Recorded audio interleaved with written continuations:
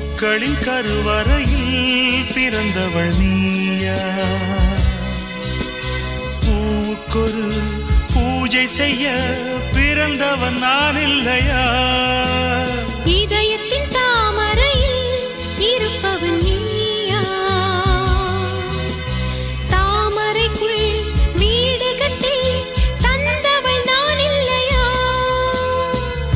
ஓடோடி வந்ததால் உள்மூச்சு வாங்குது.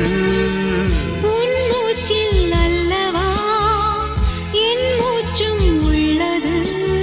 ஒன்றானது ஒரு காதல் தேவதை பூமியில் வந்தாள். ஒரு காதல் காவியம் கையோடு தந்தாள்.